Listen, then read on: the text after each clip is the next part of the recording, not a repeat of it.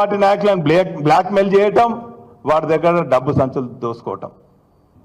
ఈ తీరుగా ఒక్కసారి కాదు, 99లో స్వర్గీయ రంగారావు గారిని బ్లాక్మెయిల్ చేసి పైసలు తీసుకొని విత్డ్రా అయిన చరిత్ర నీది.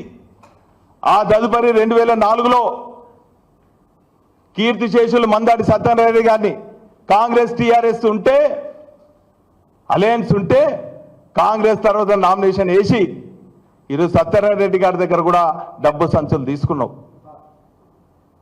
ఆ తదుపరి 2009లో ఆ కాంగ్రెస్ నాయకుని దగ్గర మళ్ళీ నామినేషన్ చేసినావు. 2014లో మీ కాంగ్రెస్ నాయకులు నామినేషన్ వేసి నువ్వు స్వతంత్ర అభ్యర్థులను నామినేషన్ వేసి బ్లాక్మెయిల్ చేసి తీసుకున్నావు. మొన్నటికి మొన్న గత ఎన్నికల్లో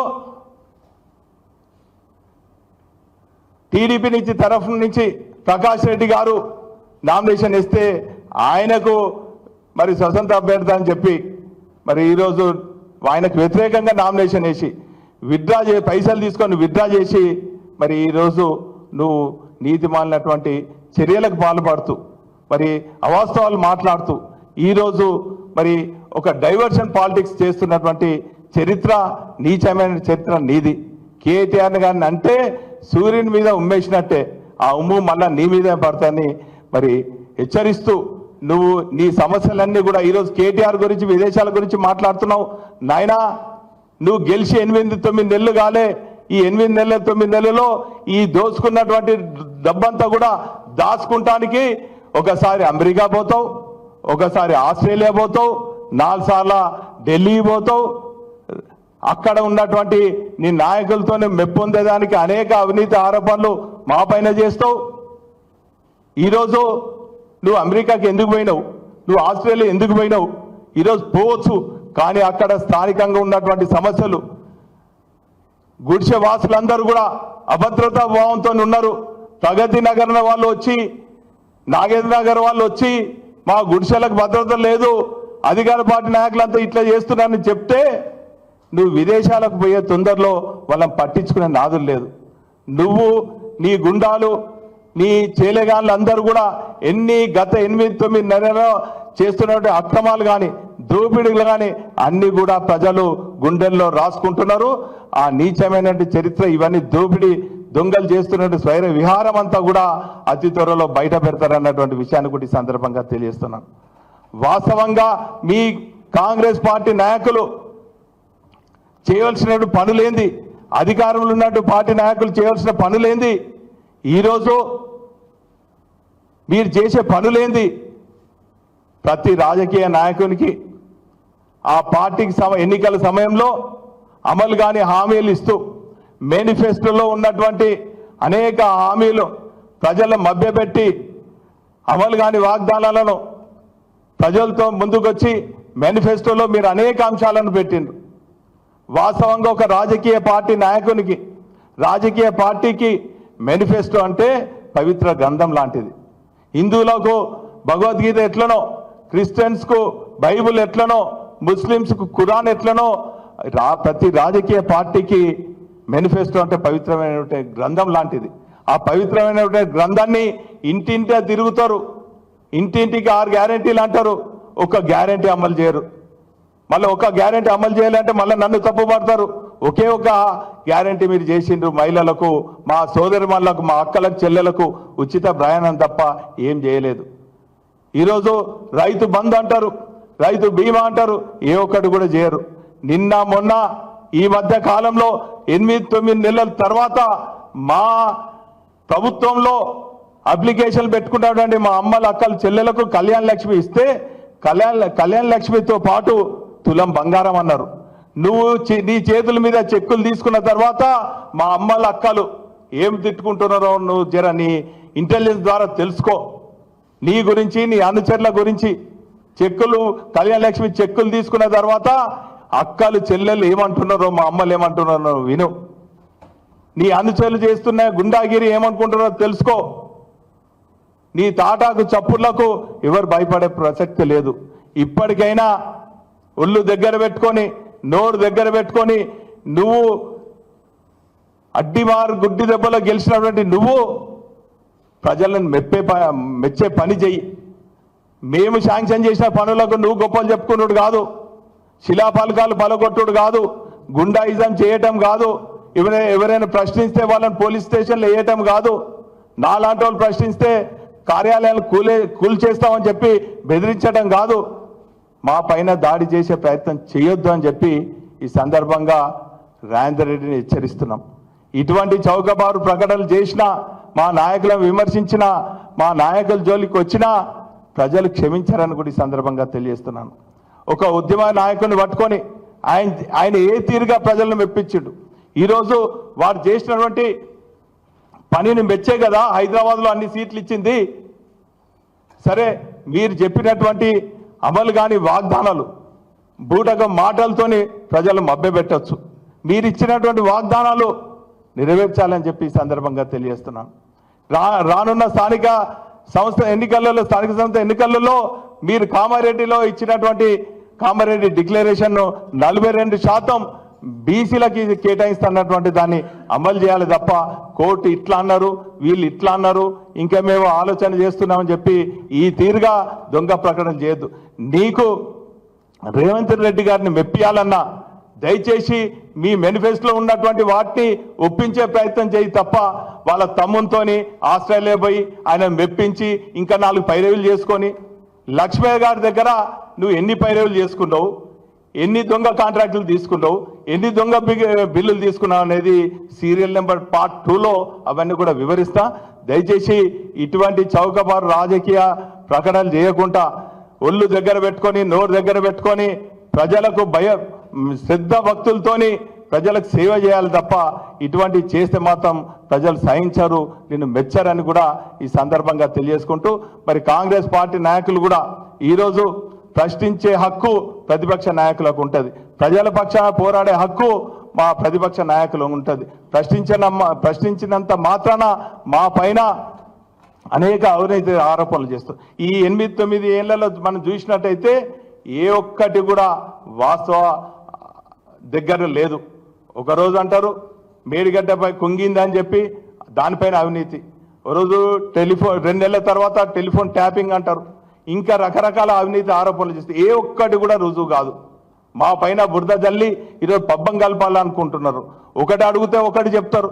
ఈరోజు ప్రతిపక్ష నాయకులకు ఇచ్చే పిఎస్సి చైర్మన్ ఎవరికి ఇచ్చింది? ఆయన తీసుకున్న వాళ్ళు ఒకరించి మాట్లాడతారు, ఇచ్చిన వాళ్ళు ఒకరించి మాట్లాడతారు. మేము ఇదేంది అని అడిగితే మా పైన గుండాలతోని రాడ్లతోని రౌడీలతోని దాడులు. ఇదా మీ సంస్కృతి? ఇందిరమ్మ రాజ్యం అంటే ఇదేనా? ఇందిరమ్మ రాజ్యం అన్నారు, ఆ రోజే అందరూ కూడా భయభ్రాంతులకు గురైనరు. మళ్ళా చీకటి రోజులు వస్తాయి, ఎమర్జెన్సీ పాలన వస్తుంది.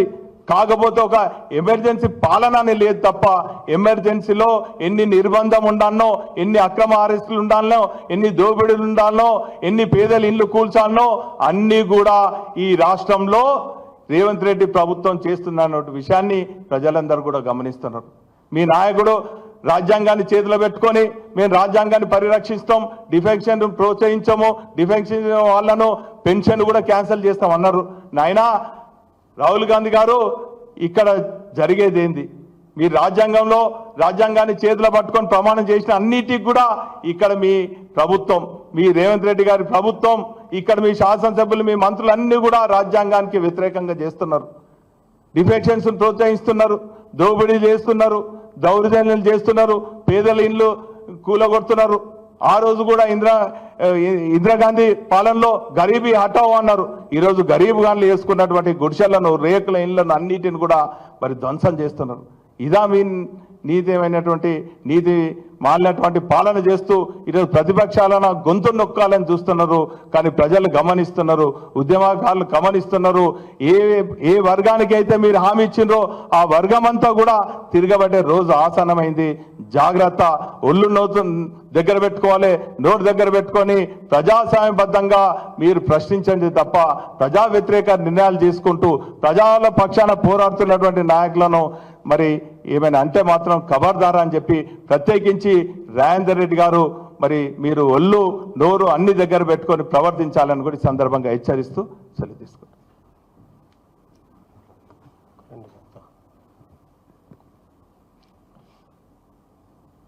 పత్రికా సోదరులకు, ఎలక్ట్రానిక్ అండ్ ప్రింట్ మీడియా సోదరులందరికీ కూడా నమస్కారం. పెద్దలు గౌరవనీయులు మాజీ ప్రభుత్వ చీఫ్ విప్ గౌరవనీయులు దాస వినయ్ భాస్కర్ గారికి కూడా నమస్కారాలు. నిన్న మా పార్టీ వర్కింగ్ ప్రెసిడెంట్ కేటీఆర్ గారు ముఖ్యమంత్రి మీద తీవ్ర స్థాయిలో మాట్లాడిన సందర్భంలో కాంగ్రెస్ పార్టీలో ఉన్న నాయకులు ఒక్కొక్కరు ఎగిరిపడతా ఉన్నారు. ఇలా వారు చెప్పినట్టు మా జిల్లా నాయన రాజేందర్ రెడ్డి గారు మా నాయకుని పట్టుకొని ఇష్టం వచ్చినట్టు మాట్లాడుతూ ఉన్నాడు. అయ్యా నాయన రాజేందర్ రెడ్డి గారు, మీరు ఎన్నిసార్లు గెలిచినారు, ఎన్నిసార్లు ప్రజాప్రతినిధి అయినరు? తండ్రి పేరు చెప్పుకొని రాజకీయాలు చేస్తున్నానంటుడు. అయ్యా రాజేందర్ రెడ్డి గారు, మీ నాయుడు రాహుల్ గాంధీ గారే రాజీవ్ గాంధీ పేరు మీద ఇంకా నడుస్తుంది వ్యవస్థ. ఇంకా ఆయనే మెచ్యూర్డ్ కాలేదు. మీ రాహుల్ గాంధీ గారు ఎవరి పేరు నడుస్తూ ఉన్నది? రాజీవ్ గాంధీ జవహర్లాల్ నెహ్రూ లేకుంటే మీ రాహుల్ గాంధీ గారు ఎక్కడుండేటోడు? ఒకసారి ఆలోచన చేసుకోవాలి. మీ గారు కొత్తగా పదవి రావాలనో ప్రయత్నం చేస్తున్నట్టున్నది రేవంత్ రెడ్డి దగ్గర. చేసుకుంటే మంచి పనులు చేసుకొని తెచ్చుకో, కానీ పనిచేసిన నాయకుల మీద. అదేవిధంగా రాజేందర్ రెడ్డి గారు, వారి పార్టీ వర్కింగ్ ప్రెసిడెంట్ మొన్నటిదాకున్న జగ్గారెడ్డి గారు నాలుక కోచేస్తా అంటాడు. జగ్గారెడ్డి గారు నీ వీడియోలు చూపిస్తాయి, జనం నవ్వుకుంటారు. ఆనాడు పిసిసి అధ్యక్షుడుకున్న రేవంత్ రెడ్డి గారు, మీరు పార్టీ వర్కింగ్ ప్రెసిడెంట్ ఉన్నప్పుడు మీరు ఆనాడు రేవంత్ రెడ్డి గారి మీద ఏమేమి మాట్లాడినో కూడా రాష్ట్ర ప్రజలందరూ కూడా చూసిండ్రు. నాలుక తెగ్గవలసింది మా పార్టీ నాయకులని కాదు, మీరు ఇష్టం వచ్చినట్టు మాట్లాడుతున్న మీ నాయకుడు ప్రస్తుత ముఖ్యమంత్రి రేవంత్ రెడ్డి గారి నాలుక కట్ చేయాలి. కట్ చేస్తానన్నా ఇట్లాంటి అవాకులు చెవాకులు ఒక రాజ్యాంగ పదవిలో ఉండి రాష్ట్రానికి ముఖ్యమంత్రిగా ఉండి, సరే గతంలో పిసిసి అధ్యక్షుడికి ఉన్నాడు, మాట్లాడినంటే ఒక పార్టీ నాయకుడు అనుకుందాం, కానీ ఇప్పుడు కూడా అదే మాటలు అదే పేలాపనలు చేస్తూ ఉన్నాడు. మరి వాటి గురించి ఏం మాట్లాడతారు? జగ్గారెడ్డి గారు ఒకటే 10 సెకండ్లు వినిపిస్తారు.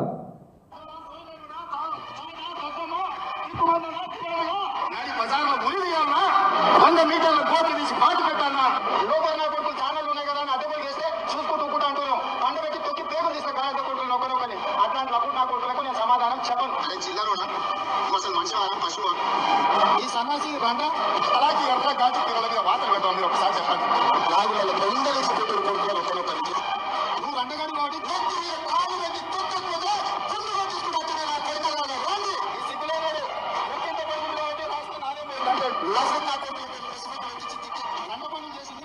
నీ ముట్టి మీద డ్రాయర్ కూడా ఉండదు, పీకడ మొదలు పెట్టే బిడ్డ ఒక్కనొక్కరి పండ పెట్టి తొక్కి పేగులు తీసి మెడలేసుకొని ఊరేడు బిడ్డ ఎవడని ప్రభుత్వం మీకు వస్తే నా కొడకల ఎవడన్నా మిగులుతే నేను చూస్తా. మరి ఇప్పుడు ఎవరి దాకా కట్ చేయాలి జగ్గారెడ్డి గారు? ఎవరు అమ్ములు బేబీ రాజేందర్ రెడ్డి గారు? మీకు ప్రమోషన్ల కోసం మా నాయకుడు నాడు తెలంగాణ ఉద్యమంలో యావత్ సమాజాన్ని అంతా కూడా ఏకం చేసిన నాయకుడిని పట్టుకొని మీరు ఇష్టం వచ్చినట్టు మాట్లాడతారా?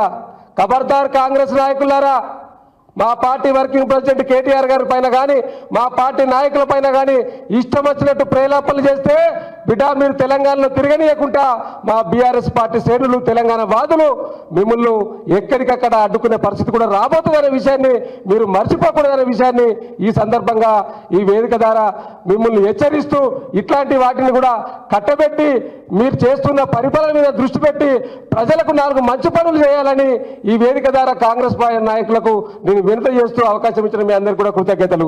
Thank you.